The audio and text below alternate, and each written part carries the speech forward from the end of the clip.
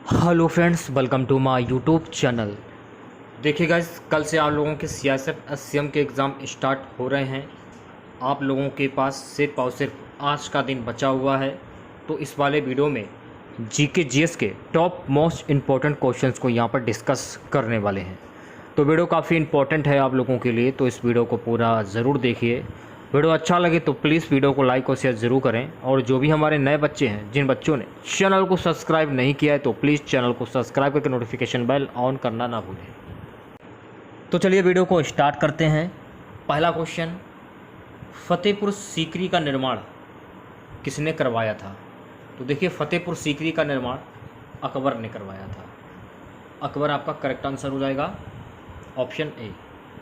हम बात करेंगे फतेहपुर सीकरी की। तो फतेहपुर सीकरी की स्थापना अकबर ने की थी।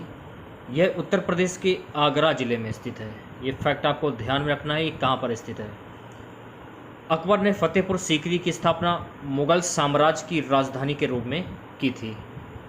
सीकरी उत्तर प्रदेश का एक गांव है। इसके निर्माण में लाल बलुआ पत्थर का उपयोग किया गया है, ये भी आपको ध्यान में रखना है। बात करेंगे नेक्स्ट क्वेश्चन की गाइस। अगला क्वेश्चन देखेगा, भारतीय संसद राज्य के किसी विषय पर कानून बनाने के लिए सक्षम है यदि अनुच्छेद 352 के अंतर्गत आपात स्थिति लागू हो। सही हो जाएगा। दो के या दो अधिक राज्यों की विधानसभा इसका अनुरोध करे, ये भी सही हो जाएगा। ऑप्शन डी करेक्ट हो जाएगा, पहला एवं दूसरा दोनों। तीसरे क्वेश्चन की बात करेंगे। तीसरा क्वेश्चन देखेगा, भारत के संविधान की कौन सी अनुसूची राज्यसभा में सीटों के बंटवारे का निर्धारण करती है? भारत के संविधान की चौथी अनुसूची राज्यसभा में सीटों के बंटवारे का निर्धारण करती है। तो चौथी अनुसूची आपका करेक्ट आंसर हो जाएगा। चौथी अनुसूची के बारे में जान लीजिए। सबसे पहले हम बात करेंगे चौथी अनुसूची के बारे में। तो भारतीय संविधान की चौथी अनुसूची में प्रत्येक राज्यों तथा संघ प्रदेशों के लिए राज्यसभा में सीटों के बंटवारे की सूची है। तीसरी अनुसूची में क्या है? तो तीसरी अनुसूची में केंद्रीय तथा राज्यों के मंत्रियों, संसद सदस्यों तथा विधानमंडल के सदस्यों एवं संसद और राज्य विधानमंडल के निर्वाचक अभ्यर्थियों द्वारा लिए जाने वाले शपथ तथा प्रतिज्ञा का प्रारूप है। पांचवी अनुसूची में क्या है देख लीजिए। पांचवी अनुसूची में अनुसूचित क्षेत्रों और अनुसूचित जनजातियों के प्रशासन नियंत्रण के बारे में उपबंध है। छठी अनुसूची में असम, मेघालय, त्रिपुरा और मिजोरम राज्यों के जनजाति के प्रशासन के बारे में उपबंध है। तो जो भी अनुसूची है, छठी अनुसूची, पांचवी अनुसूची, तीसरी अनुसूची और चौथी अनुसूची के बारे में मैंने आप लोगों को विस्तार पूर्वक बता दिया है।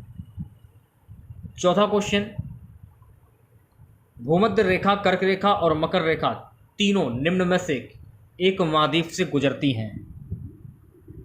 तो ये अफ्रीका महाद्वीप से गुजरती हैं। तो अफ्रीका महाद्वीप आपका करेक्ट आंसर हो जाएगा, ऑप्शन ए। अफ्रीका महाद्वीप से कर्क, मकर एवं विषुवत तीनों रेखाएं गुजरती हैं। ये भी फैक्ट आपको ध्यान में रखना है, ठीक है। अगला क्वेश्चन देखिएगा। नेक्स्ट क्वेश्चन है, निम्नलिखित में से कौन सी गैस पीने के पानी को शुद्ध करने के लिए प्रयोग में लाई जाती है? तो पीने के पानी को शुद्ध करने के लिए क्लोरीन गैस लाई जाती है। तो क्लोरीन आपका करेक्ट आंसर हो जाएगा, ऑप्शन बी। पेयजल के शुद्धिकरण में क्लोरीन गैस का उपयोग किया जाता है।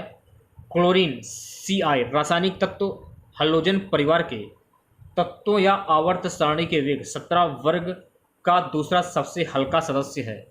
क्लोरीन एक विषैला संक्षारक हरा पीला गैस है जो आंखों और श्वसन तंत्र को परेशानी देता है। छठे क्वेश्चन की बात करेंगे। छठा क्वेश्चन देखेगा, जंग लगने पर लोहे का जो भार है ये क्या होता है? तो जंग लगने पर लोहे का भार बढ़ता है। ऑप्शन ए करेक्ट हो जाएगा। जंग लगने पर लोहे का भार बढ़ता है क्योंकि लोहे में जंग उस समय लगता है जबकि आर्द्रता की उपस्थिति में लोहा ऑक्सीजन से रासायनिक अभिक्रिया करके लौह ऑक्साइड में परिवर्तित हो जाता है। इस अभिक्रिया के दौरान लोहे के साथ ऑक्सीजन की मात्रा भी जुड़ जाती है, अतः लोहे का भार बढ़ जाता है। सातवें क्वेश्चन की बात करेंगे। सातवां क्वेश्चन देखेगा, वर्ष भर रात और दिन कहाँ बराबर होते हैं? तो वर्ष भर, रात और दिन जो हैं ये कहीं नहीं बराबर होते हैं, तो डी ऑप्शन करेक्ट हो जाएगा, ऑप्शन डी। देखिए जो दिन और रात आपके होते हैं, रात और दिन, ये विषुवत रेखा पर बराबर होते हैं, ये आपको ध्यान में रखना है। तो विषुवत रेखा अगर आपके ऑप्शन में दिया जाए तो विषुवत रेखा पर आपको टिक कर देना है। विषुवत रेखा पर पूरे वर्ष के दौरान दिन रात बराबर होते हैं, क्योंकि यह प्रत्यक्ष सूर्य के सापेक्ष झुकाव से संबंधित नहीं है। अगला क्वेश्चन की देखिएगा, अगला क्वेश्चन क्या है? अगला क्वेश्चन है गाइस, निम्न में से कौन सा सबसे अधिक कुचालक है? सबसे अधिक कुचालक है, देखिए पारा जो है ये सबसे अधिक कुचालक है, तो पारा आपका करेक्ट आंसर हो जाएगा, ऑप्शन सी। धातुओं के बीच, देखिए इसमें तांबा और जस्ता ये सुचालक है। पारा धातु एक कुचालक है, जबकि सीसा सबसे अधिक कुचालक है। ये भी आपको ध्यान रखना है कि सीसा सबसे अधिक कुचालक है। पारा धातु तो एक कुचालक है ही, और सीसा जो है वो सबसे अधिक कुचालक है। और तांबा और जस्ता है ये सुचालक है, ये भी आपको ध्यान में रखना है। नवा क्वेश्चन देखेगा भाई, ज्वालामुखी में सबसे अधिक कौन सी गैस निकलती है? ज्वालामुखी से सबसे अधिक कौन सी गैस निकलती है? तो ज्वालामुखी से सबसे अधिक जल वाष्प गैस निकलती है। जल वाष्प आपका करेक्ट आंसर हो जाएगा। सबसे प्रचुर मात्रा में ज्वालामुखी गैस जल वाष्प 60% से अधिक जो हानिकारक रहित है। कार्बन डाइऑक्साइड, सल्फर डाइऑक्साइड उच्च तापमान वाले ज्वालामुखी गैसें, हाइड्रोजन सल्फाइड कम तापमान वाले ज्वालामुखी गैसें, और हाइड्रोजन हैलाइड्स की अन्य महत्वपूर्ण मात्रा भी ज्वालामुखियों से निकलती है। ये भी आपको ध्यान में रखना है। 10वें क्वेश्चन की बात करेंगे। 10वां क्वेश्चन देखेगा, किस प्रसिद्ध शासक को शिलालेखों का जनक कहा जाता है? तो देखिए अशोक को शिलालेखों का जनक कहा जाता है, तो अशोक आपका करेक्ट आंसर हो जाएगा। यहां से दो क्वेश्चन बन जाते हैं कि अशोक ने कलिंग पर आक्रमण कब किया था? तो अशोक ने कलिंग पर आक्रमण 261 ईसा पूर्व में किया था, 261 ईसा पूर्व, ये आपको ध्यान रखना है। अशोक के शिलालेखों की खोज किसने की थी? तो अशोक के शिलालेखों की खोज जेम्स प्रिसेप ने की थी। 11वें क्वेश्चन की बात करेंगे। 11वां क्वेश्चन देखेगा, निम्नलिखित ज्वालामुखियों में से किसे भूमध्य सागर का प्रकाश स्तंभ कहा जाता है? स्ट्राम्बोली, सी ऑप्शन करेक्ट हो जाएगा। देखिए स्ट्राम्बोली भूमध्य सागर में सिसिली के उत्तर में लिपारी द्वीप पर स्थित है। ये फैक्ट आपको ध्यान रखना है कि ये कहाँ पर स्थित है, जिससे से हमेशा गैस निकलती है रहती है, इस वजह से इसके आसपास का भाग हमेशा चमकता रहता है। यही वजह है कि इसे भूमध्य सागर का प्रकाश स्तंभ भी कहा जाता है। नेक्स्ट क्वेश्चन देखिएगा गाइस, मौलिक अधिकार निलंबित किए जा सकते हैं? तो मौलिक अधिकार निलंबित किए जाते हैं राष्ट्रपति द्वारा, तो राष्ट्रपति आपका करेक्ट आंसर हो जाएगा। राष्ट्रीय आपातकाल के दौरान अनुच्छेद 20 और 21 प्रत्याभूत अधिकारों को छोड़कर इन्हें निलंबित किया जा सकता है। अगला क्वेश्चन देखेगा 12वां भाई, भारतीय संविधान में शामिल नीति निर्देशक सिद्धांत किसके संविधान से प्रेरित हैं? ये आयरलैंड के संविधान से प्रेरित है, तो आयरलैंड आपका करेक्ट आंसर हो जाएगा। 1937 के आयरलैंड संविधान से संविधान के निर्माताओं ने इस विचार को उधार लिया, जिसने इसे स्पेनिश संविधान से लिया गया है। Doctor VR. अम्बेडकर ने इन सिद्धांतों को भारतीय संविधान की नवीन विशेषताओं के रूप में वर्णित किया था। ये भी आपको ध्यान में रखना है। 13वां क्वेश्चन देखिएगा गाइस, निम्नलिखित ईंधनों में से कौन सा न्यूनतम वायु प्रदूषण करता है? हाइड्रोजन, तो हाइड्रोजन आपका करेक्ट आंसर हो जाएगा, ऑप्शन बी। हाइड्रोजन ईंधन से न्यूनतम पर्यावरण प्रदूषण होता है। जब हाइड्रोजन जलता है तो यह जलवाष्प बन जाता है और वायुमंडल में कोई कार्बन या अन्य यौगिक नहीं निकलते हैं। ये भी आपको ध्यान में रखना है। अगला क्वेश्चन देखेगा गाइस, 14वां क्वेश्चन क्या है? 14वां क्वेश्चन है, स्टील से स्टेनलेस स्टील प्राप्त करने के लिए उसमें कुछ तत्वों को मिलाकर उसे और अधिक संशोधित किया जाता है। निम्न में से उस कार्य के लिए प्रयुक्त नहीं किया जाता है? सिलिकॉन, तो सिलिकॉन आपका करेक्ट आंसर हो जाएगा।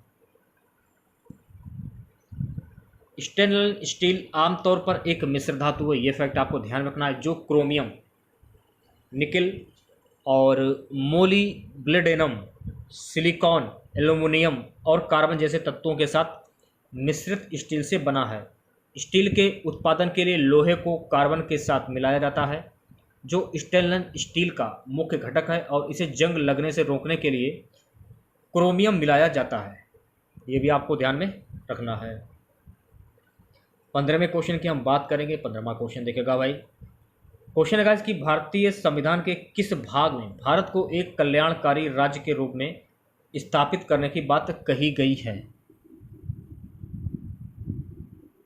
राज्य नीति के निर्देशक सिद्धांत, संविधान का भाग 4, ऑप्शन सी करेक्ट हो जाएगा। संविधान के भाग 4 में कल्याणकारी राज्य की अवधारणा विस्तृत है। भारतीय संविधान का भाग 4 अनुच्छेद 36 से 51 तक है। अनुच्छेद 38 की अगर हम बात करें तो अनुच्छेद 38 में लोगों के कल्याण के संवर्धन के लिए एक सामाजिक व्यवस्था को सुरक्षित करने के लिए राज्य। भाग 4 के महत्वपूर्ण लेख देख लीजिए। अनुच्छेद 36 की बात करेंगे। देखिए अनुच्छेद 36 में परिभाषा, अनुच्छेद 37 में डीपीएसपी का आवेदन, अनुच्छेद 39 में सामान्य न्याय और मुक्ति कानूनी सहायता, अनुच्छेद 40 में ग्राम पंचायत का संगठन, अनुच्छेद 43 में श्रमिकों के लिए जीवित मजदूरी आदि, अनुच्छेद 44 में सामान्य नागरिक संहिता, अनुच्छेद 48 में कृषि और पशुपालन का संगठन, अनुच्छेद 49 में स्मारक और स्थानों का संरक्षण और प्राकृतिक महत्व की वस्तुएं। ये सभी चीज़ें आपको ध्यान में रखनी है। अगला क्वेश्चन, भारत के राष्ट्रपति का चुनाव किया जाता है। सो गाइस, भारत के राष्ट्रपति का चुनाव संसद के सदस्यों के द्वारा किया जाता है। तो संसद के सदस्यों आपका करेक्ट आंसर हो जाएगा। ओके, 17वां क्वेश्चन देखेगा।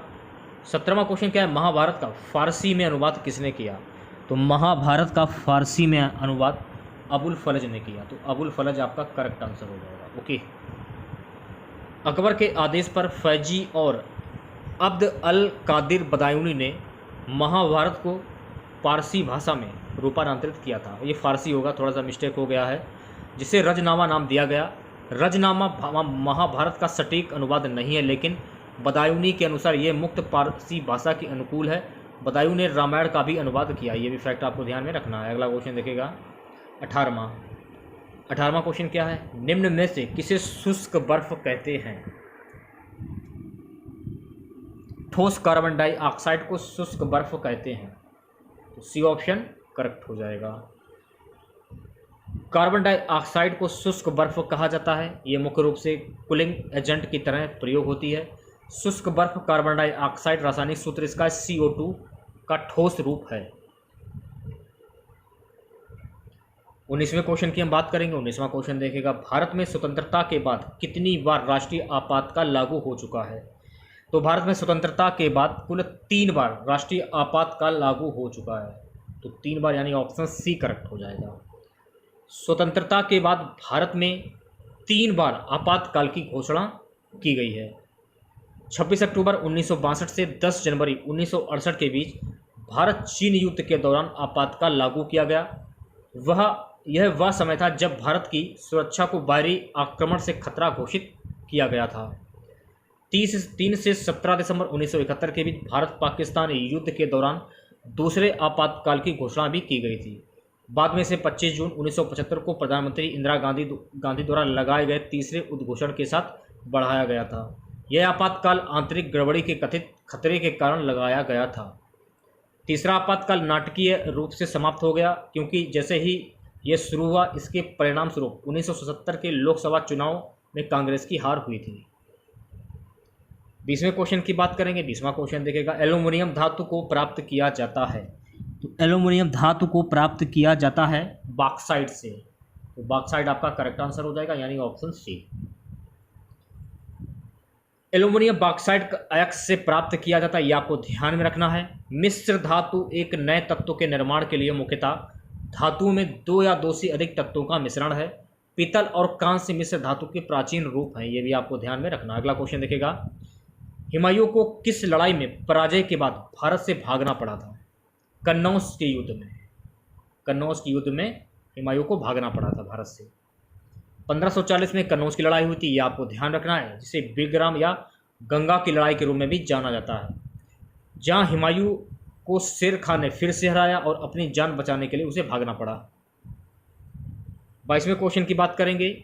निम्नलिखित में से कौन भारत के राष्ट्रपति द्वारा नियुक्त नहीं किया जाता है?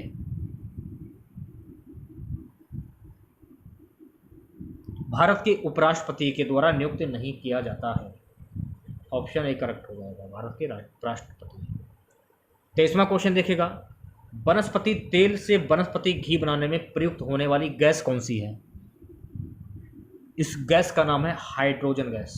तो हाइड्रोजन गैस आपका करेक्ट आंसर हो जाएगा, ऑप्शन ए। वनस्पति तेल से वनस्पति घी के निर्माण में प्रयुक्त गैस हाइड्रोजन है। उच्च दाब पर निकल उत्प्रेरक की उपस्थिति में वनस्पति तेलों के साथ हाइड्रोजन मिश्रित होती है, जो उन्हें वनस्पति घी में बदल देती है। इस प्रक्रिया को तेलों का हाइड्रोजनीकरण कहा जाता है। यह भी आपको ध्यान में रखना है। 24वां क्वेश्चन देखेगा, राज्यसभा के सदस्य का निर्वाचन कितनी अवधि के लिए होता है? तो राज्यसभा के सदस्य का जो निर्वाचन है गाइस, ये कुल 6 वर्ष की अवधि के लिए होता है। तो 6 वर्ष आपका करेक्ट आंसर हो जाएगा, यानी ऑप्शन डी। पानी का शुद्धतम रूप क्या है भाई? तो पानी का शुद्धतम रूप होता है वर्षा का पानी। तो वर्षा का पानी आपका करेक्ट आंसर हो जाएगा, यानी ऑप्शन सी। वर्षा पानी को प्राकृतिक पानी का सबसे शुद्ध माना जाता है, क्योंकि यह सीधे पानी की बूंदों के संघनन से आता है। 26वां क्वेश्चन देखेगा, निम्नलिखित मिश्र धातुओं में से किसे अमलगम कहते हैं? पाराजस्ता। सी ऑप्शन करेक्ट हो जाएगा, पाराजस्ता। 2 धातुओं का ठोस मिश्रण जिसमें एक धातु पारा मरकरी हो अलगम कहलाता है। नेक्स्ट क्वेश्चन देखेगा, यूनानियों को भारत से बात किसने निकाला था? सॉरी, यूनानियों को भारत से बाहर होगा ये। यूनानियों को भारत से बाहर जो है किसने निकाला था? टाइप करने में थोड़ा गलत हो गया है। चंद्रगुप्त मौर्य हैं, और चंद्रगुप्त विक्रमादित्य, अशोक, बिंदुसार।